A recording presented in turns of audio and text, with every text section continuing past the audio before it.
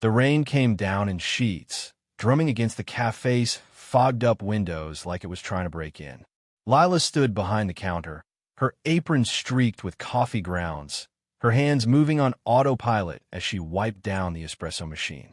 The clock above the door read 8:57 p.m., 3 minutes until closing.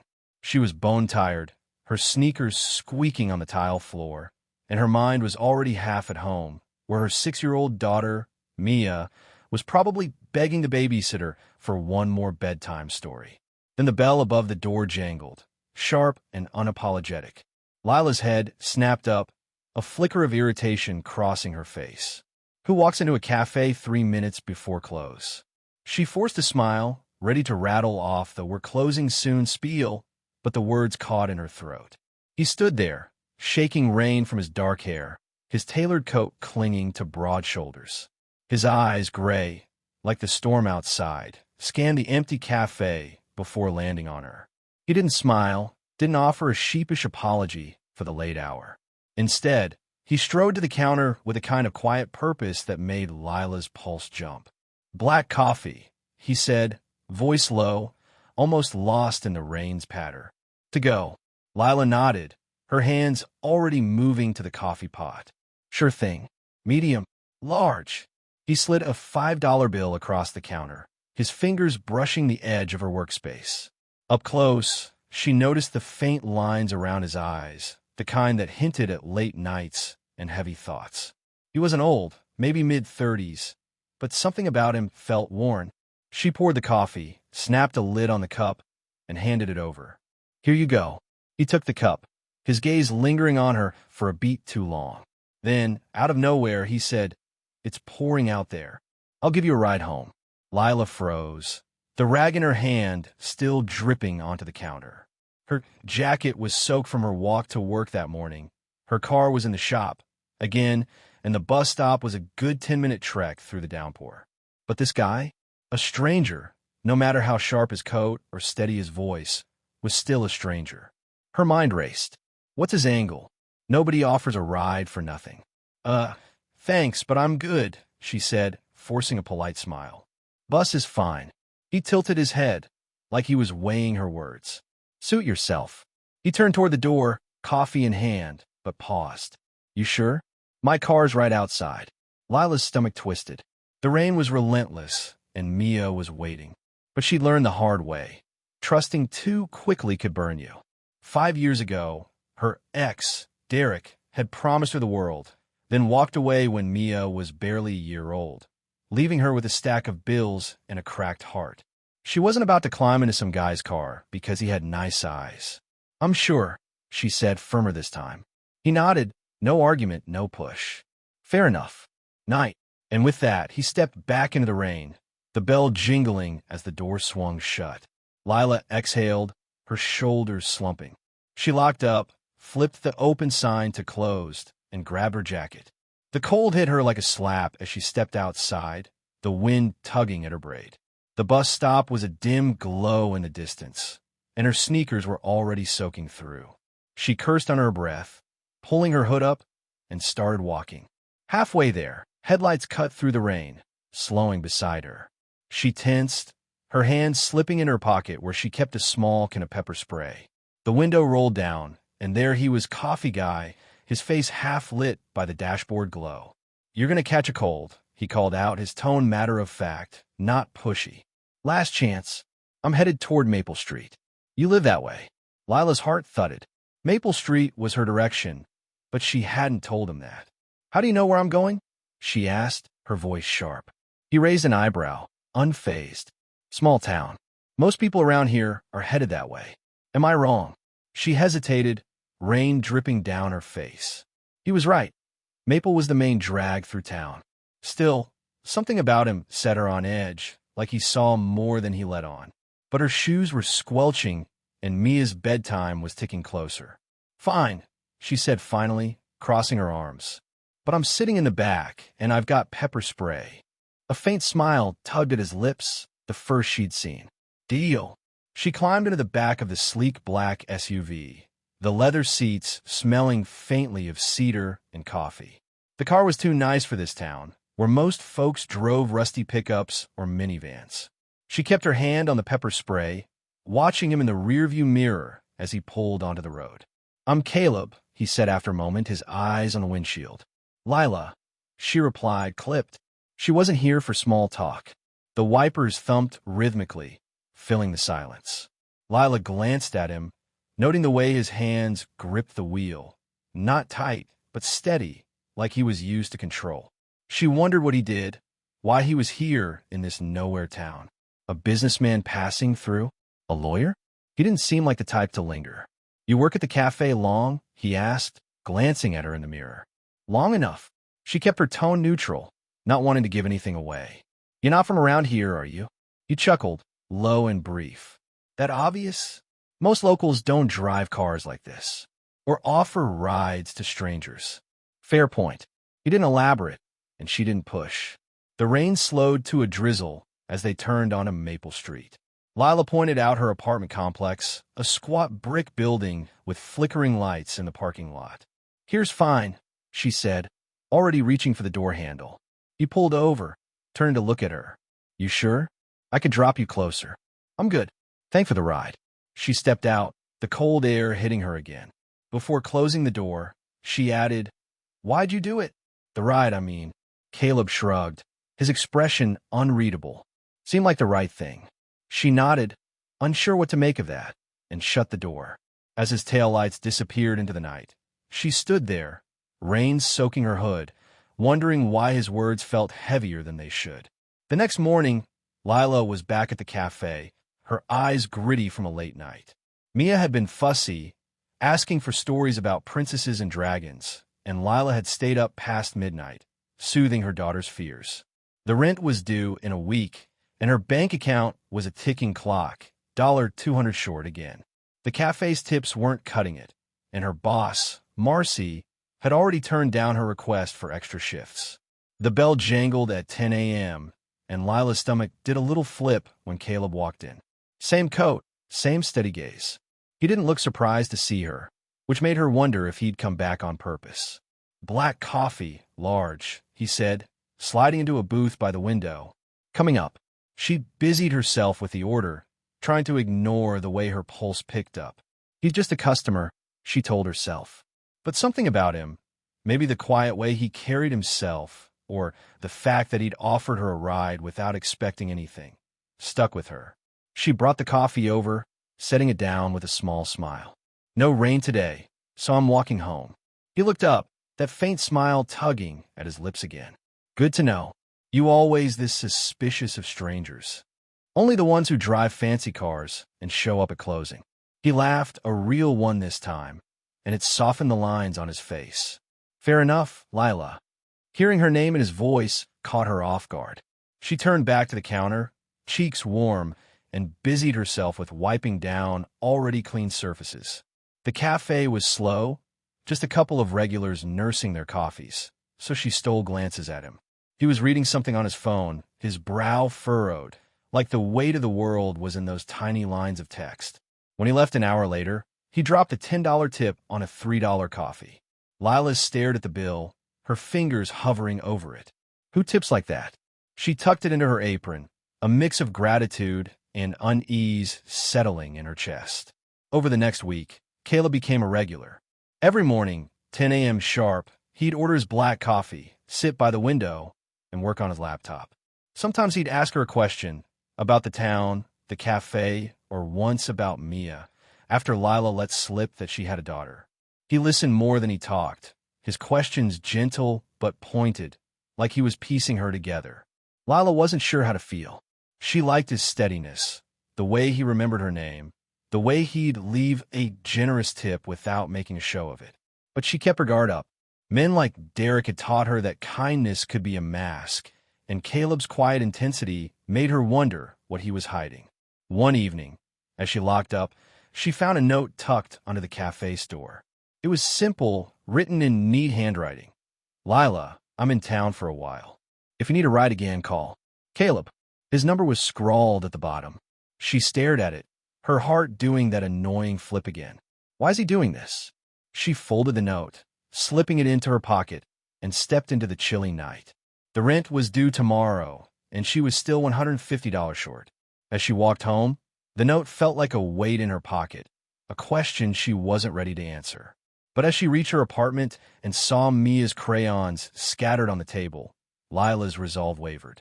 She pulled out the note, her thumb tracing the numbers. Maybe Caleb was just kind. Maybe she could trust him. Or maybe she was about to make another mistake. Lila stood in her cramped kitchen, the note from Caleb still crumpled in her pocket. The fluorescent light buzzed overhead, casting shadows on the eviction notice pinned to the fridge. She'd found it taped to her door that morning, $150 short on rent, and the landlord wasn't known for patience.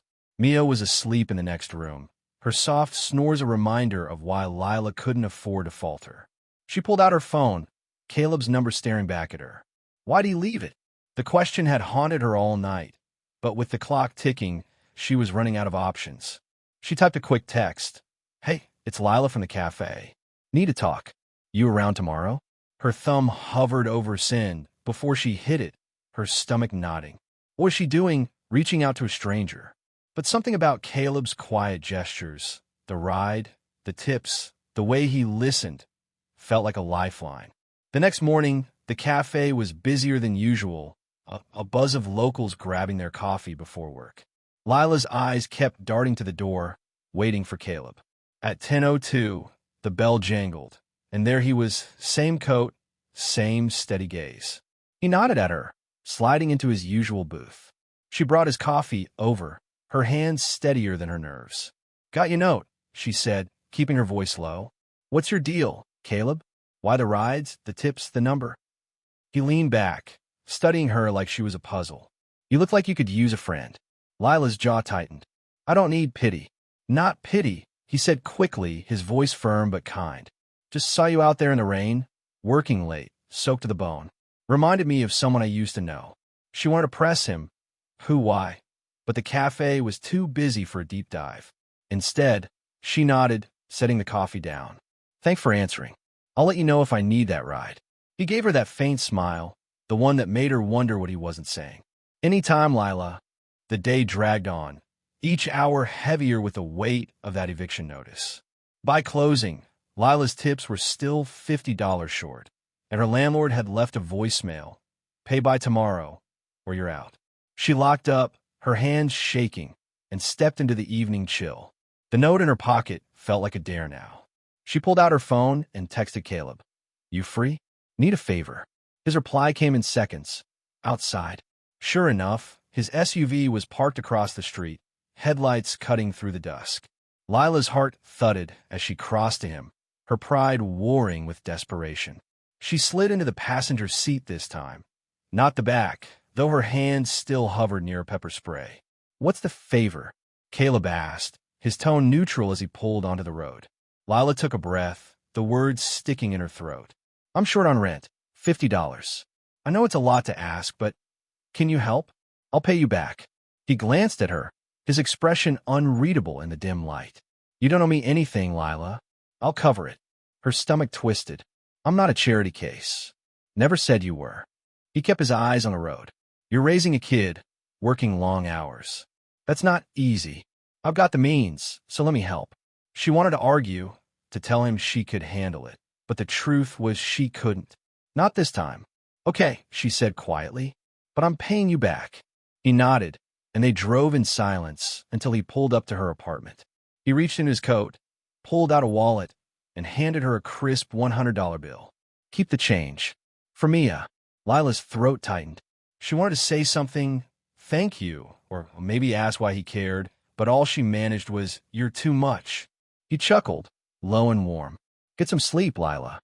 The next few days blurred together. Lila paid the rent, dodging the landlord's scowl, and tucked the extra $50 into a jar from Mia's school supplies.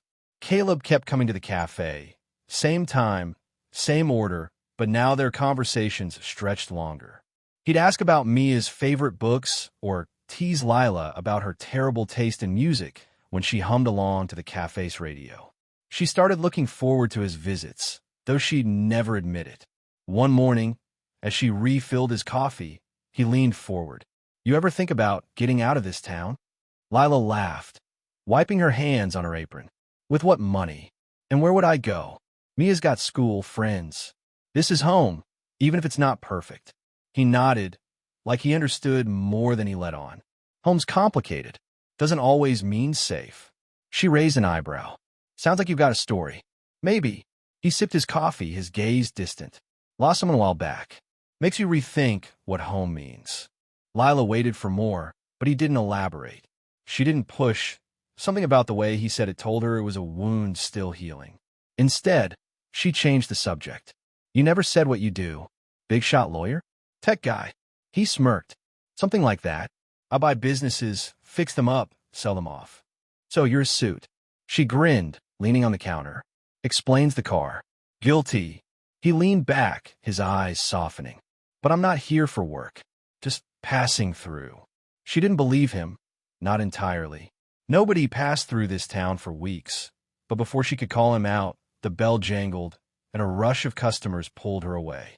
That evening, as Lila locked up, her phone buzzed with a text from her landlord. Rent's covered, but the building's being sold. You got 30 days to find a new place. Her heart sank. She'd scraped by to keep this apartment, and now this? She sank onto the curb outside the cafe, the cold seeping through her jeans. Headlights swept over her, and she looked up to see Caleb's SUV. He rolled down the window. You okay? She shook her head, too tired to pretend. Just got some bad news. Landlord's selling the building. Me and Mia, we've got nowhere to go. Caleb's jaw tightened, and for a moment, he looked almost angry. Get in. Let's talk. She hesitated, then climbed in, the warmth of the car wrapping around her. She spilled the story, the eviction notice, the scramble for rent, the fear of uprooting Mia. Caleb listened, his hands still on the wheel, his silence steadying her. When she finished, he said, I know someone who might help. Let me make a call. Lila frowned. Who? Trust me, he said, pulling out his phone. He stepped out of the car, his voice low as he spoke to someone on the other end. When he returned, his expression was unreadable. It's handled. You won't have to move. What? Lila's voice cracked. Caleb, what did you do? He shrugged, starting the engine. Made a call. The buyer's a friend. He'll keep you and Mia in the apartment. Same rent. Her mouth opened, then closed. Why would you, Hal? Let's just say I've got connections. He glanced at her, his eyes softer now. You've got enough on your plate, Lila. Let someone else carry a little. She stared at him, her chest tight with something she couldn't name, gratitude, suspicion, maybe something more. You're not just passing through, are you? He didn't answer, just drove her home. As she stepped out, he called after her, If you need anything, Lila, you got my number. She nodded, clutching the doorframe. Thanks, Caleb. For everything. As his taillights faded, she stood there, the night air cool against her skin. For the first time in years, she felt a flicker of hope, but it came with a question. Who is this guy? Really? The next week, Caleb didn't show at the cafe. Lila kept glancing at his booth, half expecting him to walk in, but it stayed empty. She told herself it was fine. He'd done enough, more than enough. But the absence stung, like a promise left hanging. On Friday, Marcy, the cafe owner, pulled her aside. Got a call from some bigwig investor. Says he's buying this place. Wants to keep it running as is. You know anything about that? Lila's heart skipped. No. Who was it? Some guy named Caleb Winters. Sound familiar? Lila's breath caught. Caleb? Buying the cafe? She pulled out her phone, her fingers shaking as she texted him. You're buying the cafe? What's going on? His reply was instant. Meet me tonight. Parking lot. I'll explain. That evening, Lila waited by the cafe, her nerves jangling like the bell above the door. When Caleb's SUV pulled up, she didn't wait for him to speak. You're not just some guy passing through, are you? Why are you buying the cafe? Why help me? Caleb stepped out, his hands in his pockets. I wasn't planning to stay, Lila, but this town, it's got a hold on me. Her heart pounded. What's that supposed to mean? He took a step closer, his voice low. I lost someone years ago. My wife. Car accident. I've been running ever since, buying businesses, moving on. But seeing you, fighting for Mia, for this life, it's the first time I wanted to stop. Lila's breath hitched. His words hit too close, stirring memories of her own losses, Derek's betrayal, the years of scraping by. She wanted to push him away, to keep her walls up, but his eyes held her, steady and raw. "I'm not asking for anything," he said. "Just let me help. Let me stay." She swallowed, her voice barely a whisper. "Caleb, I don't know if I can trust this." "Trust you." He nodded, like he'd expected it. "Then let me prove it." As he drove away, Lila stood frozen, her heart caught between fear and something new, something warm. Could she let him in? Or was she setting herself up for another fall? Lila stood in the cafe parking lot, the echo of Caleb's words lingering in the cool night air. "Let me prove it." Her heart thudded, torn between the warmth of his confession and the familiar sting of caution. She trusted too easily before. Derek's promises had left her with nothing but a daughter to raise and a heart full of cracks. But Caleb wasn't Derek. He'd save her apartment, maybe even the cafe, without asking for anything in return. Still, the question gnawed at her. What does he want? She walked home, the streetlights casting long shadows. Mia was with the babysitter, probably coloring pictures of stars and dragons. Lila's phone buzzed as she reached her apartment. A text from Caleb. "Coffee tomorrow? My treat." She stared at the screen, her thumb hovering. She typed sure and hit send before she could overthink it.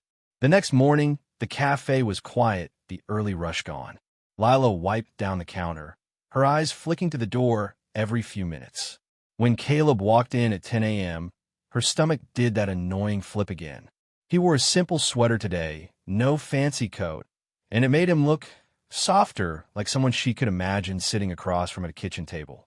"Morning," he said, sliding into his booth. "Thought I'd switch it up. Latte, maybe?" She raised an eyebrow, a small smile tugging at her lips. "Fancy." Coming right up. As she steamed the milk, she stole glances at him. He was scrolling through his phone, but his shoulders were tense, like he was carrying something heavy. She brought the latte over, setting it down with a quiet clink. "So," she said, leaning against the booth, "you're going to tell me why you're buying the cafe? Or do I have to keep guessing?" Caleb looked up, his gray eyes steady. "I'm not buying it to flip it, if that's what you're thinking. I want to keep it going. This place has got heart. Reminds me of what I've been missing." Lila's chest tightened. "And what's that?" He hesitated, his fingers tracing the rim of his cup. "A reason to stay still. After my wife, after the accident, I kept moving. New cities, new deals. But here, with you and Mia, this town, it feels like I could belong somewhere again." His words hit her like a wave, stirring something she hadn't felt in years. Hope, maybe, or something scarier. She wanted to believe him, but trust was a muscle she hadn't used in a long time. "Caleb, I don't know if I'm ready for whatever this is."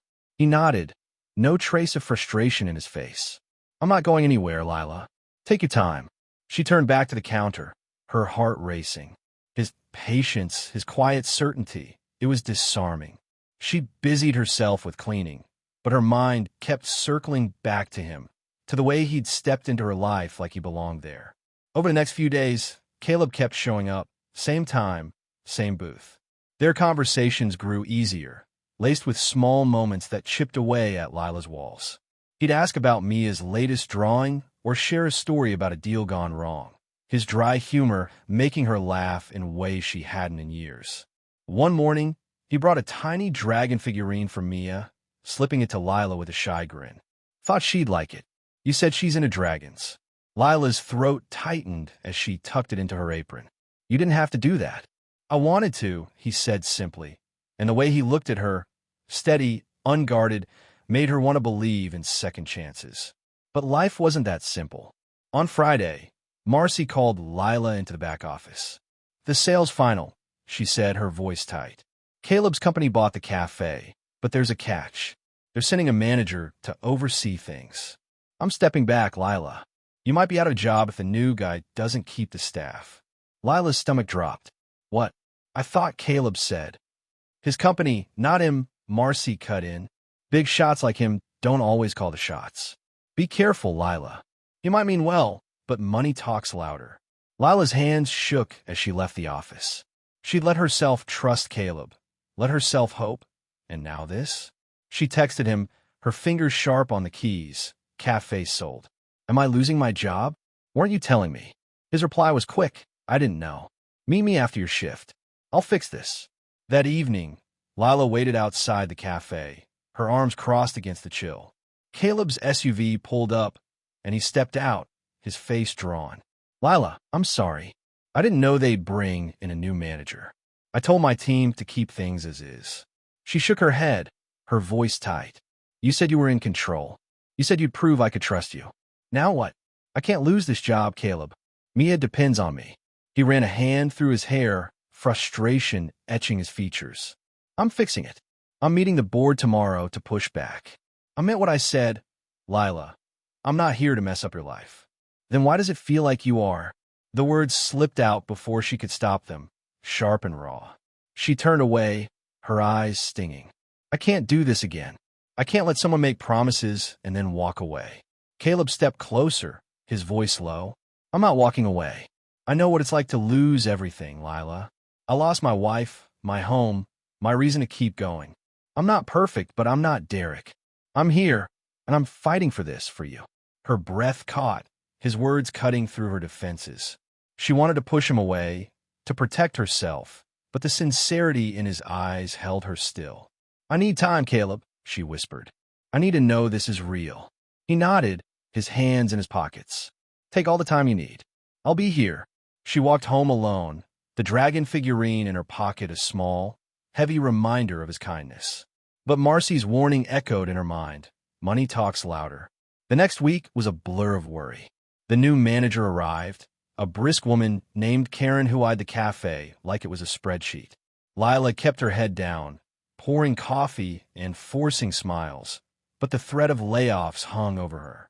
Caleb stopped coming to the cafe, and his absence felt like a hole. He texted once, saying he was in meetings, fighting for the staff, but Lila's doubts grew. Was he really fighting, or was he just another suit making promises he couldn't keep? On Thursday, Lila got a call from her landlord. The buyer's keeping the building as is, he said gruffly. Your rent's frozen for a year. Don't ask me why. Lila's heart skipped. Caleb. She texted him. The apartment's safe. Did you do this? His reply was simple. Told you I'd fix it. She stared at the message, her walls crumbling. It wasn't just talk. He was showing up again and again. That night, she called him, her voice shaking. Caleb, I need to see you. Can we talk? They met at the park near her apartment, the same one where Mia played on weekends. Caleb sat on a bench, his sweater sleeves rolled up, looking less like a millionaire and more like a man carrying too much. Lila sat beside him, the space between them small but heavy. I'm scared, she admitted, her voice barely above a whisper. I've been burned before. I can't afford to trust the wrong person again. Caleb looked at her, his eyes soft but steady. I know, and I'm not asking you to trust me blindly. I'm asking for a chance to earn it. I'm not perfect, Lila.